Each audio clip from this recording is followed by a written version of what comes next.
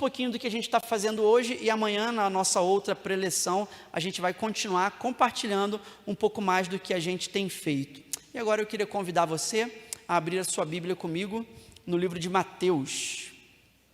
Abrir a tua Bíblia comigo, por favor, no livro de Mateus. Mateus capítulo 10. Vamos ler o versículo 1 ao 10 e depois nós vamos extrair aqui algumas lições do coração de Deus para nós. Mateus, você pode permanecer sentado, Mateus capítulo 10, versículo 1. Tendo Jesus chamado os seus 12 discípulos, lhes deu autoridade sobre espíritos imundos, para os expulsar e para curar todo tipo de doenças e enfermidades.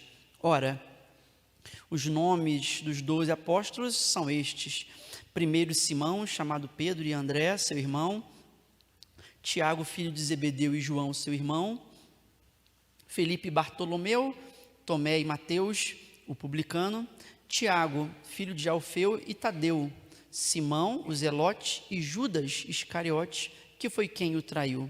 Versículo 5. Jesus enviou esses 12, dando-lhes as seguintes instruções: não tomem o caminho dos gentios, e nem entrem nas cidades dos samaritanos, mas de preferência procurem as ovelhas perdidas da casa de Israel. Pelo caminho, preguem que está próximo o reino dos céus, curem enfermos, ressuscitem mortos, purifiquem leprosos e expulsem demônios. Vocês receberam da graça, portanto, deem de graça. Não levem ouro, nem prata, nem cobre e nem em seus cintos, nem sacola para o caminho, nem 2 túnicas, nem sandália, nem bordão, porque o trabalhador é digno do seu salário. Feche seus olhos mais uma vez, por favor. Pai, te damos o lugar de honra mais uma vez. Obrigado, Pai, por tua presença em meio aos louvores. Obrigado por ver a tua igreja unida em oração. E agora nós queremos lançar o nosso coração e a nossa mente sobre tua palavra, pedindo que hoje à noite, enquanto nós estamos aqui conversando sobre a temática Tudo pelo Evangelho, que o Senhor possa direcionar os nossos corações e tocar de maneira especial, de maneira diferente, que haja confirmação de chamado, que haja desafio, que haja quebra do medo, que haja quebra da dúvida, e o teu Espírito possa falar aos corações de maneira que seu nome seja glorificado hoje à noite. Assim nós oramos em nome de Cristo Jesus. Vocês podem dizer amém? Estou olhando para esse trecho e, de fato, eu venho há 2 semanas meditando nesse texto e pensando assim: Senhor, fala conosco de maneira especial. E eu prometo também a vocês que hoje eu não vou fazer citações intermináveis, porque eu acho que vocês estão no seu final de semana descansando e ninguém quer pensar em citação aqui, ninguém quer pensar no ano que foi escrito, que foi falado. Vamos direto numa conversa na palavra.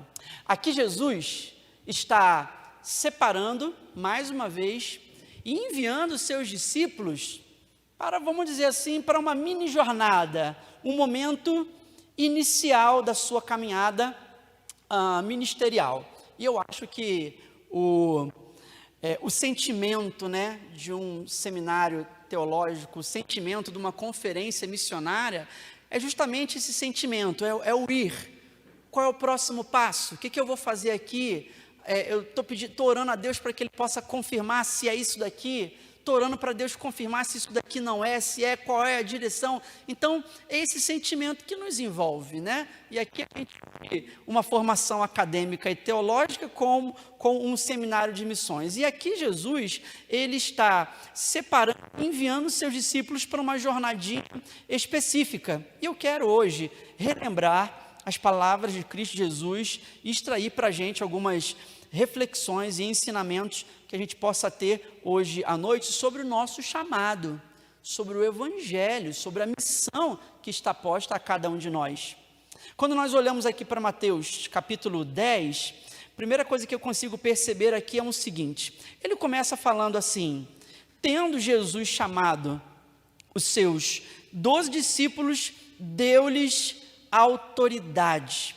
Eu creio de fato que tudo que está escrito tem um propósito, um encaixe e nos revela algo. E aqui eu acho muito interessante, porque a gente vai perceber, né, ladeando aí, caminhando junto, a palavra discípulos, mas também você vai perceber a presença da palavra apóstolos, um pouquinho mais adiante. São os discípulos de Cristo Jesus que também são enviados como apóstolos. Mas eu acho interessante que nessa dicotomia entre discípulos e apóstolos, por algum fator, o autor decidiu começar o seu texto falando que Jesus chamou os seus discípulos. Ele poderia ter falado chamando os seus apóstolos, mas ele preferiu dizer chamando os seus discípulos. O primeiro termo que nos aparece aí é o termo dos discípulos. Isso deve nos fornecer uma reflexão, um entendimento de que o chamado ao evangelho, o chamado bíblico ministerial, ele é, antes de qualquer coisa, ele é um chamado para ser um discípulo eterno do Senhor Jesus. É um chamado para uma caminhada eterna de um discipulado de vida. Antes de qualquer coisa, se você está aqui, você vai ser um mestre na palavra, se você vai ser um missionário, ou se você vai ser um pastor, ou vai trabalhar na área administrativa. Antes de qualquer coisa, qualquer cristão que está aqui, o seu primeiro chamado é um chamado para ser discípulo do Senhor Jesus, eternos discípulos. O que nós podemos dizer sobre os discípulos? Os discípulos são aqueles que estão sempre em postura de aprendizado. Isso caracteriza a vida de um discípulo. Ele sempre está pronto a aprender. Ele sabe que ele não está ali para ser o dono da verdade. E entre nós aqui, né, quando a gente começa a estudar um pouco da palavra, a gente começa a ser menos discípulo, às vezes a gente quer ser um pouco mais o dono da verdade. Quando a gente vai caminhando pelos interiores do Amazonas, eu tenho um exemplo de uma senhora que ajudava a gente lá em casa, quando nasceu o Caleb. Quando o Caleb nasceu, o umbiguinho dele não queria sarar, ficava para fora toda hora e tal. E aquela irmã que ajudava a cuidar do Caleb, inclusive ela era uma cristã e frequentava a igreja onde nós ministrávamos. Mas um belo dia, aquela senhora, uma ribeirinha do interior, ela falou assim: pastor Igor, deixa eu falar uma coisa para o senhor. Para curar um umbiguinho aí do Caleb, é só o senhor pegar uma botijinha d'água, botar de frente para o sol, para poder pegar o primeiro sol da manhã, aí o senhor pega aquela aguinha ali e vai passando no umbiguinho dele que vai sarar. E na hora, né, o estudioso que há em mim, o teólogo que há em mim, falou assim: irmã, mas isso daí isso aí é simpatia, isso aí é mandinga, isso está errado. Eu percebi que eu poderia ter sido muito duro com ela, mas rapidamente o Espírito Santo de Deus trouxe ao meu coração humildade, espera. Sabe por quê? Algumas pessoas que estão presas em rituais intermináveis, em mitologias sem explicação, elas estão fazendo isso há décadas, porque o pai fez, a mãe fez, porque o avô fez, porque o tataravó fez. Aí então vai chegar o crente, pastor, teólogo, missionário, em um dia ele quer mudar a cabeça do povo? De maneira nenhuma. É necessário paciência, é necessário esperança, é necessário você ir com calma. A vida de um discípulo é estar sempre pronto a esperar, a aprender, a entrar no tempo certo, com a palavra certa, para que possa trazer luz sobre aquela situação. Aquele que está sempre em uma postura de aprendizado. Discípulos são aqueles que estão sempre cientes de que o controle não está na mão dele, o controle está nas mãos do mestre. O discípulo, ele acorda e ele diz: mestre, o que nós temos para hoje? Mestre, qual é o trabalho de hoje? Mestre, o que nós vamos fazer? A vida de um discípulo é entender que você não está no controle, Cristo está no controle da sua vida. Amém ou não amém? Se você é um discípulo do Senhor Jesus, você não está no controle, Ele está no controle de tudo que vai acontecer em sua vida. Discípulos são pessoas sempre disponíveis para toda a obra que se faça necessária ser realizada. Discípulos são pessoas sempre prontas e disponíveis. Jesus chamou os seus discípulos. O chamado do Evangelho é, antes de tudo, um chamado para ser discípulo. E ser discípulo é uma maneira, um modo de viver. E quando nós olhamos aí para o versículo 2, aí ele vai falar dos apóstolos, né? E aí ele vai dizer, e o nome dos 12 apóstolos são esses que aí se segue. E eu acho que o fato dele ter começado com os discípulos e depois ele ir falando sobre os apóstolos, também vai nos ensinar algumas coisas. Agora, de maneira especial, né, depois de falar, de chamá-los de discípulos, agora aparece a expressão apóstolo. Eu gosto dessa expressão, a expressão apóstolo, porque ela tem aí do seu original, né, a ideia daquele que é enviado. A transliteração, né, a tradução de apóstolo para o hebraico mais antigo é aquele que transporta, é aquele que carrega em si uma mensagem e carrega o querer e a autoridade daquele que enviou. Então agora Jesus está chamando eles de apóstolo. Agora o escritor diz que Jesus os separa para serem enviados como apóstolos, no sentido de quem é enviado e quem é o transportador. O apóstolo é um cristão sempre pronto a transportar o Evangelho. É um cristão enviado para levar em si, para levar em sua vida o Evangelho, para carregar a mensagem, a vontade e a autoridade daquele que o enviou. Agora, nesse trocadilho, o que eu acho muito interessante é que o versículo, quando a gente vai intercalar aí, vai pensar nos discípulos e nos apóstolos, é interessante perceber que ele chama os seus discípulos e é ao redor da palavra discípulos que ele insere o contexto de autoridade.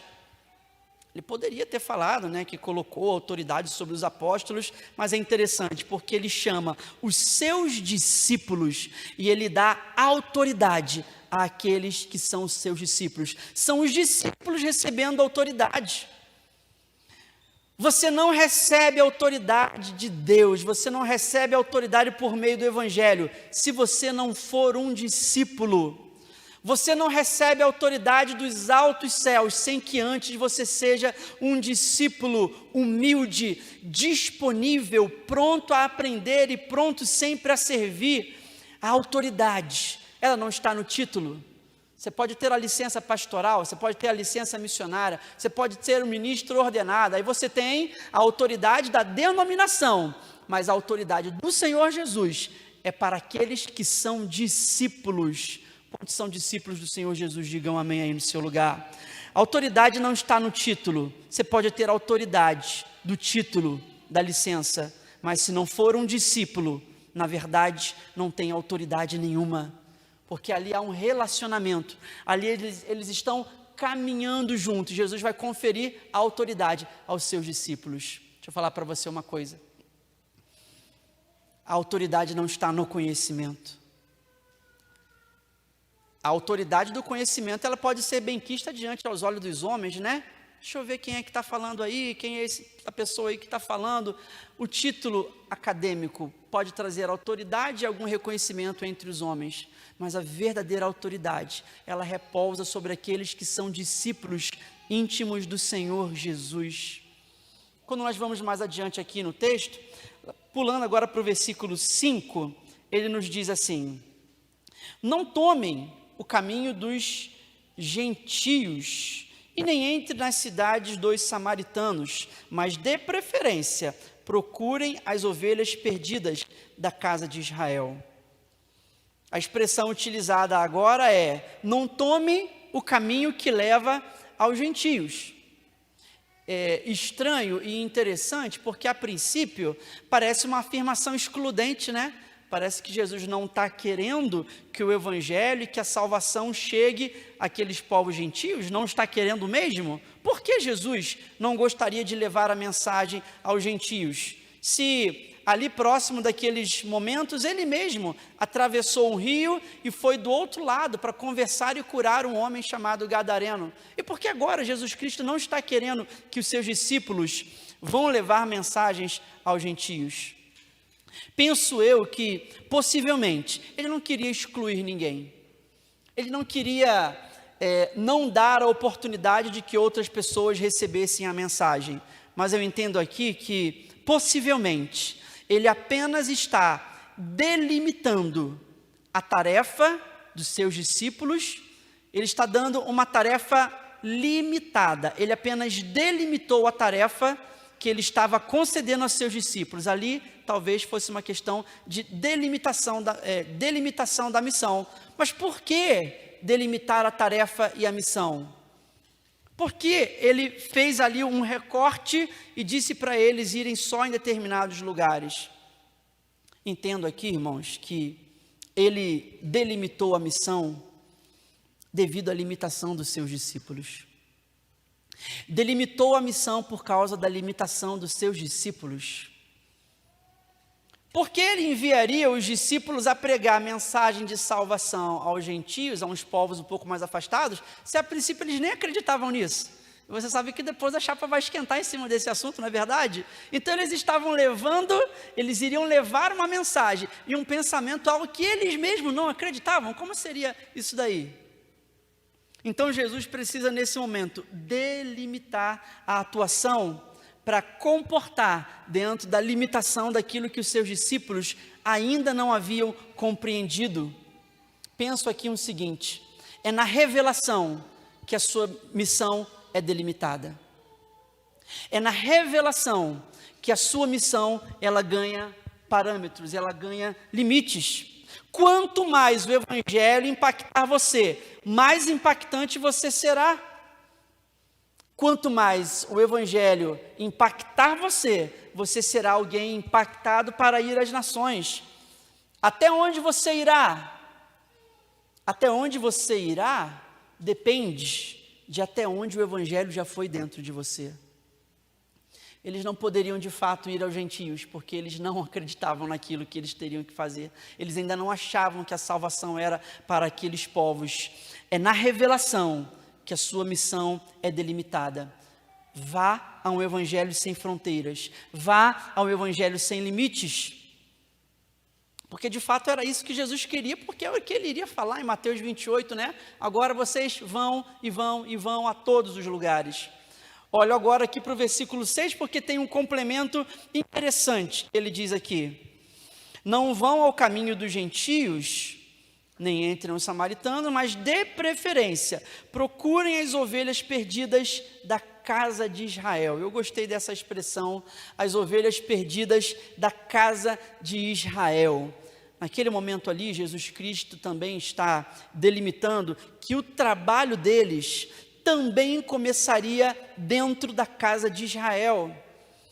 E que a casa de Israel ainda precisava dos discípulos para trazer a mensagem. E é interessante perceber que há a expressão ovelhas perdidas.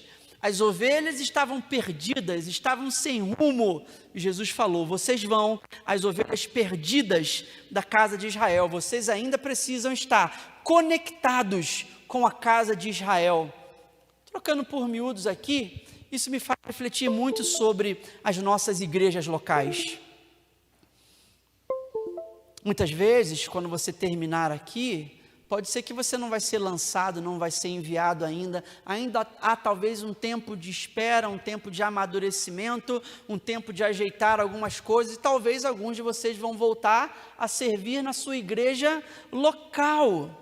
Um bom relacionamento com a casa de Israel, um bom relacionamento com a sua igreja local é fundamental para uma boa missão. Existem algumas pessoas que querem um ministério para ficar na igreja local. Não, eu vou me formar aqui, eu vou voltar para servir na minha igreja local. E talvez a sua igreja já tenha 3, 4, 5, 10 pastores, e você quer se formar para voltar e servir na sua igreja local. Vou falar para você, a minha igreja, a igreja do Nazareno, de onde eu vim, no Rio de Janeiro, a minha igreja tem 30 pastores. Cara, o que é uma igreja que tem 30 pastores? Uma igreja mega, ar-condicionado, gente para todo lado. Quando eu fui sair do Rio de Janeiro, um dos meus últimos cultos que eu estava, né, na minha igreja mãe, na minha igreja local, uma senhora sentou do meu lado. Eu disse: irmã, a paz do Senhor, senhora visitante aqui, seja bem-vinda. Ela falou: não, eu não sou visitante não, eu sou dessa igreja aqui já faz 4 anos. Eu falei: é isso que a gente está vivendo. A gente quer encher as igrejas nas capitais com templos grandes e suntuosos, enquanto lá fora muita gente está precisando. E o seminário da minha igreja também forma muita gente que quer voltar para a sua igreja local e quer ficar servindo ali. Problema nenhum em servir na igreja local, até é bíblico. Mas o problema é a motivação, o problema é o tempo. O pastor antigo, né, quando eu servia lá no Rio, o pastor até contava que uma vez ele estava dando aula no seminário e ele perguntava para os alunos qual era a motivação, por que ele estava fazendo o seminário, e às vezes vira e mexe algum aluno falava para ele: não, eu quero me formar em teologia porque eu quero ser pastor dessa igreja aqui, que é a igreja que ele cuidava. Então, dentro do seminário e dentro da igreja, tem pessoas com diversas motivações, com diversos pensamentos do que vai fazer depois que se formar ali. Mas é importante dizer que um bom relacionamento com a igreja local é fundamental para o bom desenvolvimento da missão. Algumas pessoas querem um ministério só para ficar dentro da igreja local e não querem ser enviado. Não, senhor, esse negócio aí, eis-me aqui, mas envia o Rodrigo. A máxima não, eis-me aqui, eu estou disposto para ficar aqui. Se tiver que enviar, envia o Rodrigo, envia os outros aí, sem se importar com o restante do mundo. Mas também há outras pessoas que querem um ministério, mas se depender deles, eles não querem ficar para ajudar na igreja local. Eu sei, gente, que igreja local nem sempre é fácil. Eu sei que igreja local, de vez em quando tem ali as dificuldades, as arranca-rabo da vida, as complicações, mas é a igreja local, é o lugar de onde você vai ser enviado, é o lugar que vai mentorear, que vai cuidar da tua vida. E eu quero perguntar para vocês aqui que estão em fase de preparação: como está o teu relacionamento com a tua igreja local? Como está o teu relacionamento com a tua liderança? Porque depois que a gente vai ao campo missionário, e isso acontece muito, depois que a gente vai ao campo missionário, quando a gente retorna na igreja, a gente se sente o dono da razão, porque isso aqui está errado, isso aqui está errado, isso aqui está errado, essa cadeirinha aqui não pode, isso aqui não pode. Como está o teu relacionamento com a tua igreja local? Invista no teu relacionamento com a tua igreja local, porque disso também depende a missão que será realizada por meio de você. Agora eu digo o seguinte: nessa dicotomia entre igreja local, ficar ou ser enviado, na verdade, se você quer ser enviado, você só está preparado para ser enviado quando você também estiver preparado para ficar e amar a sua igreja local. Porque talvez existem muitas pessoas que querem o título, quer pegar a primeira licença para correr fora. Você só está preparado para ir ao campo se você também estiver preparado para ficar e amar a sua igreja local e servir a igreja que Deus te colocou. Amém ou não amém? Quando eu olho para o versículo 8, estou quase na reta final. Quando eu olho para o versículo 8, agora está sendo falado assim: curem enfermos, ressuscitem mortos, purifiquem leprosos, expulsem demônios. Vocês receberam de graça, portanto vocês também vão dar de graça. Deixa eu falar para você uma coisa: o Evangelho, ele te envia aos que mais necessitam. O Evangelho, o teu chamado, o teu ministério, ele vai te empurrar para aqueles que mais necessitam da palavra e do cuidado de Deus. Aqui ele está falando o seguinte: vão para as ovelhas perdidas da casa de Israel, e vocês vão lá para ficar no meio dos mortos, para ficar no meio dos doentes, para ficar no meio dos leprosos, para ficar até em meio aos possessos. Mas aí é muito complicado. Mas eu vou me formar para isso? Para ir cuidar de gente doente? Eu vou me formar para estar cuidando de gente possessa, para estar cuidando de leproso? Sabe uma coisa? Que enfermo que não quer ser curado? Pense comigo. Que família que talvez durante a pandemia não gostaria que o seu ente querido fosse ressuscitado? Leprosos e possessos precisam de purificação e libertação.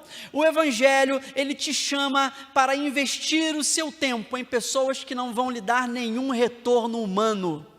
O Evangelho vai te chamar a você investir o seu tempo em pessoas que não vão te fazer conhecido, que não vão te fazer aquele que tem 100 milhões de seguidores, não vai te fazer popular. Se procurando popularidade, o melhor lugar não é o ministério. O Evangelho te chama para investir o seu tempo com os doentes. O Evangelho te chama para investir o seu tempo naqueles que estão mortos espiritualmente, a cuidar do luto daqueles que estão de luto. Durante a pandemia, eu não conseguia contar a palma em uma mão quantas vezes a gente tinha que ir dar suporte a uma família que perdeu seu ente querido. Você está mesmo disposto a ficar dando consolação aos que estão enlutados? Você está mesmo disposto a ir cuidar dos doentes? Você está mesmo disposto àqueles que precisam de purificação e de libertação? O Evangelho não é um retorno para você, mas ele é um retorno para o reino dos céus. O Evangelho é resposta. Os discípulos do Senhor Jesus, eles são chamados para ser respostas aos que estão enfermos, aos que estão enlutados, aos que estão sendo abusados, aos que estão envoltos, presos nas garras da droga, do tráfico e tudo mais. Isso é o Evangelho, para cuidar dos mortos, dos enfermos, dos refugiados, dos desvalidos.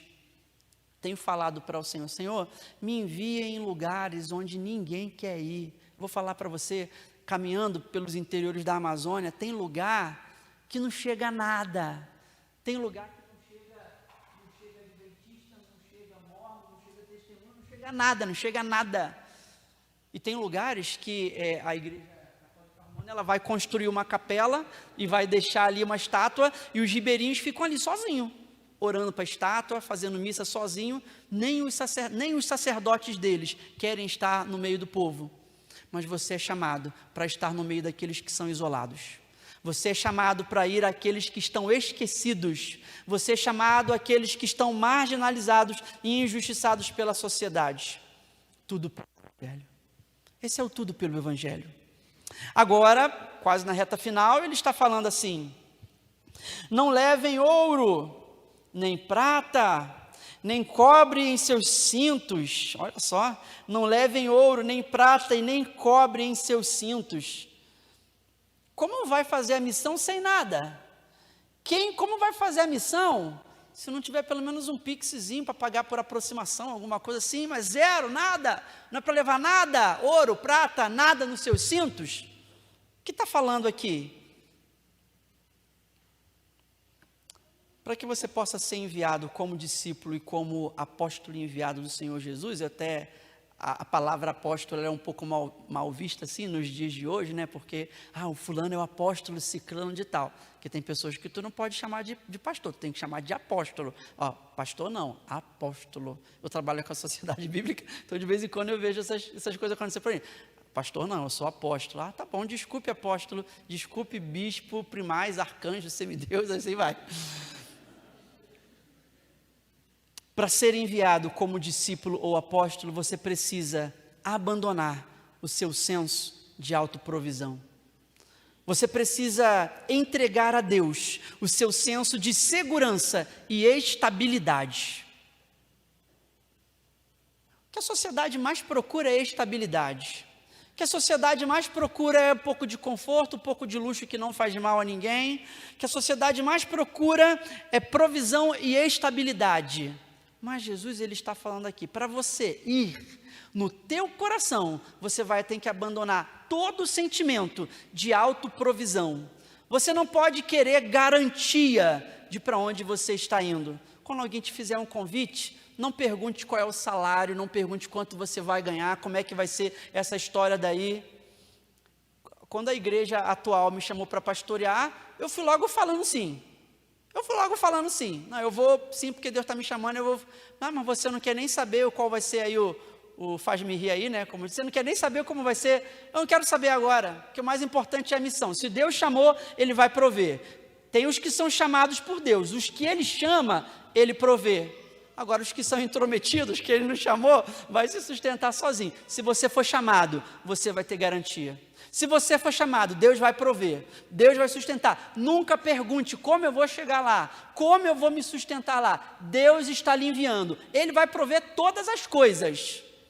Amanhã eu vou compartilhar com vocês o testemunho da nossa família. Quando eu cheguei no Amazonas, eu não cheguei como missionário formal da igreja, eu cheguei como voluntário para trabalhar. Então eu falei, cara, eu preciso trabalhar para poder fazer tipo um fazedor de tenda, trabalhar, me sustentar, fazer a obra, etc. Deus me deu a graça eu sou engenheiro da computação, me deu a graça de passar num concurso do governo federal, e aí eu fui trabalhar para o Ministério de Educação, né, como professor e pesquisador do Instituto Federal. Ai, foi bênção.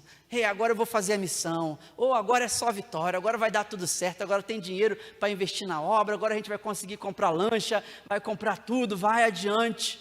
Mas isso foi em 2011, quando foi no ano de 2016, nós recebemos um direcionamento claro de Deus, de pedir exoneração, de entregar o cargo público.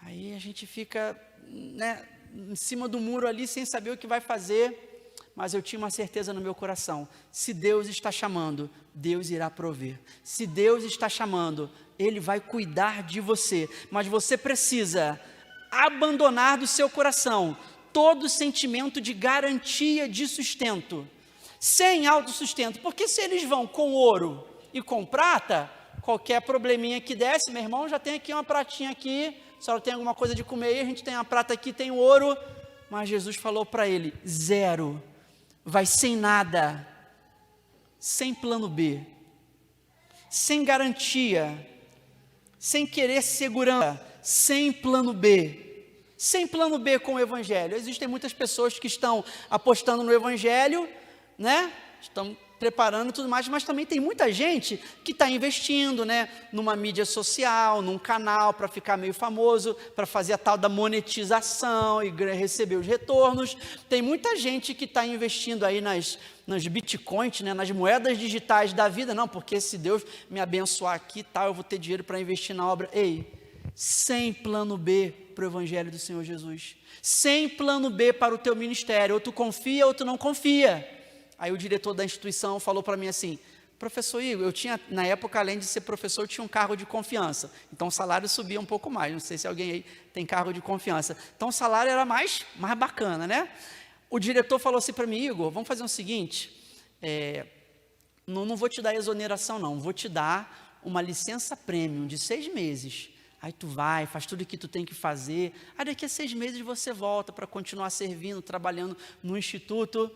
Na hora aquilo ali veio no meu coração, sem plano B, sem planos embaixo, sem cartas embaixo da manga, porque eu sabia que quando eu estivesse no campo missionário, o primeiro dia que eu passasse alguma necessidade, o primeiro dia que eu tivesse alguma complicação para pagar uma conta, para sustentar minha família, eu ia voltar correndo para o cargo público, sem plano B. O Evangelho não aceita plano B, teu ministério não pode ter plano B, ou você acredita quem está te chamando, ou você não acredita. Se você tem um plano B, se você tem um outro plano B, é melhor você seguir esse teu plano B, porque o Evangelho, o ministério do Senhor Jesus, é para aqueles que não admitem outro plano, que não admitem outro caminho, aqueles que estão falando, Senhor, eu me entrego por inteiro, eu me entrego para viver o que você quer que eu viva, porque no tempo que nós estamos vivendo, o Evangelho precisa ser levado aos lugares mais distantes, aos lugares mais perigosos. Quem vai para a Rússia, quem vai para a Ucrânia, precisa estar disposto. A um dos fundadores da minha denominação, que ele falava o seguinte, o crente tem que estar preparado para 2 coisas, para pregar ou para morrer. Está preparado ou para pregar ou para morrer, não tenha plano B, não tenha cartas embaixo da manga, porque se você pode sustentar a obra, então essa obra não é de Deus, ela é sua, porque a obra de Deus, só Ele pode sustentar. Cuidado para não querer sustentar a obra de Deus, para não querer criar um caminho, não tenha nada, nenhum plano embaixo da manga, porque uma coisa, se você nunca precisar de um milagre, você nunca vai orar por ele. Se você nunca precisar de uma intervenção divina para que alguma coisa aconteça, se você não precisar de um milagre, você nunca vai crer e nunca vai pedir o milagre do Senhor Jesus. Sem plano B. Entrega, confia. Deus tem sustentado a nossa família. Deus tem cuidado de nós. A gente não tem passado necessidade, não tem passado fome. Todo mundo vai ter o dia que é só o feijão com o disco voador lá, meu irmão. Só o feijão, só o arroz e o ovo. Todo mundo vai passar por isso. Disco é o dia quando a gente fala lá em casa, hoje é só disco voador, né? Hoje é só disco voador. Amém, glória a Deus, vamos embora, porque o outro dia muda. Sem plano B. Confia no Evangelho, confia naquele que está te chamando, e com certeza Ele vai prover. Tu gostou dessa, né? Guarda embaixo da manga aí, o dia lá do disco voador. Para finalizar, o versículo 10.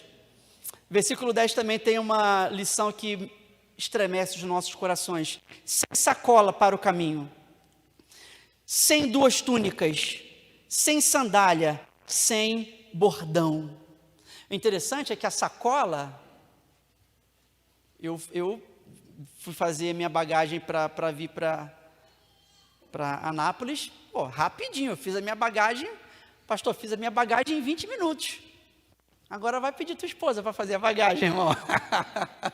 Aparece de tudo. Não, eu vou botar aqui uma agulhinha, porque se precisar dar um pontinho, você dá um pontinho na roupa. Eu vou precisar aqui botar um botão reserva, porque se cair você coloca. Eu vou aqui, na sacola vai de tudo. Na sacola vai tudo que tu precisa, mas também vai muita coisa que tu não precisa. Você vai carregar muita coisa que você precisa, mas você também pode acabar carregando muita coisa que você não precisa mais. Eles deveriam não levar nem o que precisavam, muito menos o que não precisavam, porque Jesus falou assim, ei, varão, essa bolsa aí, não, Jesus, a bolsa aqui só para poder... levar aqui um cup noodles aqui, não, ei, tira a bolsa, todo mundo deixa a bolsa aqui, vai sem bolsa, para não levar nada, para não levar nenhuma provisão, para não levar nada que você acha que precisa, ou que você sabe que não precisa, mas você quer levar. Não precisavam levar nada, sacola vazia, sacola ficou para trás, sacola vazia, coração aberto, desprendimento, sabendo que Ele chamou, Ele vai garantir, porque eu gosto de estudar missiologia e antropologia. A minha esposa, às vezes, ela fica assim, cara, toda viagem que tu vai, tu leva um livro, tu nem lê o livro. Sabe vocês que são acadêmicos, às vezes tu está com 4 livros, que tu está lendo o capítulo de um, está pegando a citação do outro, está vendo a introdução aqui, minha esposa fala, tu leva isso tudo, tu nem lê, só faz peso. De fato, às vezes a gente leva peso que não vai ser utilizado naquela hora. Abre o coração. Para de carregar no teu ministério aquilo que tu não precisa mais. Para de carregar aquilo que Deus pode prover no momento em que Ele quiser prover para você. Por isso eles não deveriam levar sacola. Coração aberto, desprendimento total, disponibilidade total. Sem sacola é sem ferramentas próprias. Não porque eu tenho aqui um métodozinho aqui, um estudo bíblico. Sem estratégias próprias. Interessante outra coisa que ele fala, sem outra túnica, né? Porque geralmente ele levaria a túnica do corpo e outra para trocar. Quando aquela ali ficou suja, né? Se purifica ali e coloca as outras. Mas o que ele está falando aqui é uma roupa só a roupa do trabalho, só a roupa do trabalho e do trabalho duro. Saiba que o ministério, meus amados irmãos, é trabalho duro. Saiba que o ministério é entrega total, entrega definitiva. O Evangelho do Senhor Jesus, você não pode se entregar pela metade. Ou trabalha ou não trabalha. Tem um pastor lá do Rio de Janeiro que ele fala assim, anota essa daí, crente, quem quer trabalhar, trabalha. Quem não quer trabalhar, dá desculpa. E hoje está cheio de gente assim, que não quer trabalhar. É bom de dar desculpa. Se esquiva daqui e acolá, mas aqui há uma geração daqueles que querem trabalhar na seara do Senhor, amém? Aqui uma geração de adoradores e trabalhadores. Estou quase finalizando aqui. Sem sandália de sobra, sem sandália sobressalente, é uma sandália só, e quando aquela sandália ficar fininha, que foi o milagre lá do deserto, né? Que a sandália durou 40 anos e não acabava nunca a sandália, uma sandália, porque quando a sandália acabar, tu não tem desprendimento de ficar pisando aqui, acolá e etc. contar para você uma experiência rápida. Quando eu cheguei para morar entre os ribeirinhos, que quando você vai para o campo, é pé no chão, é trabalhar com o povo, é comer a comida do povo, é chorar com o povo, é rir com o povo, é trabalho duro, meu irmão. Ministério do Senhor Jesus. Se você quer leveza, se você quer tranquilidade, talvez seja outro caminho. E eu finalizo dizendo aqui o seguinte: sem sandália, que é sem sandália de sobra, pé no chão, viver a realidade do povo. E o bordão, que era, na verdade, era um sentimento, de autoproteção. Uma das finalidades do bordão era a proteção, era a sua honra, era guardar, se apoiar no caminho que ele estava indo. Nem bordão podia levar para não se defender de nada, nem bordão podia levar para não ter apoio em nada, nem bordão não podia levar para não querer fazer justiça com as próprias mãos, era para ir vazio, sem nada. Sabe o que Jesus estava falando para eles aqui?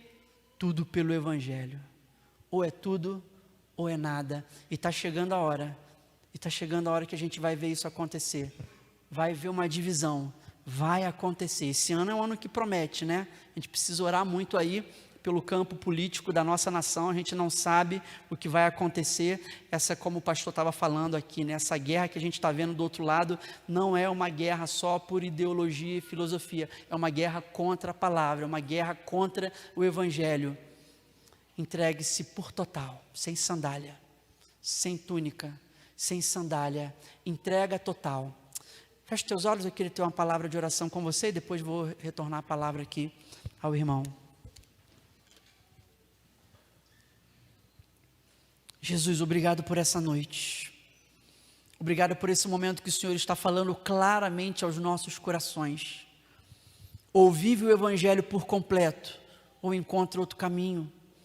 Ou se entrega ao chamado do Senhor Jesus, ou fica dando desculpa.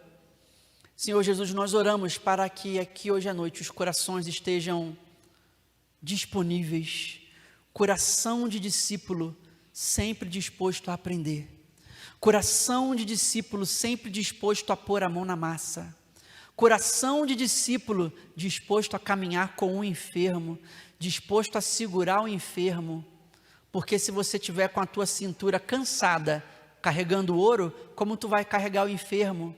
Como que tu vai ajudar o paralítico?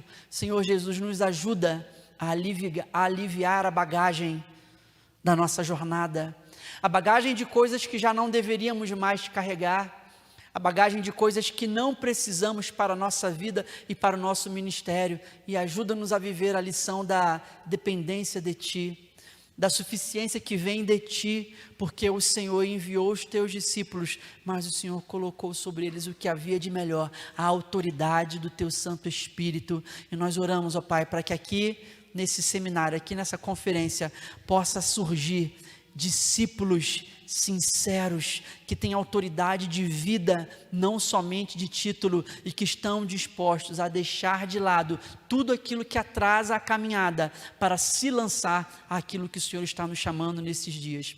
Obrigado, Pai, por esse primeiro momento juntos, e te pedimos que nas próximas conversas, o Senhor possa continuar falando poderosamente aos nossos corações. Oramos assim, em nome do Senhor Jesus. A igreja diga amém.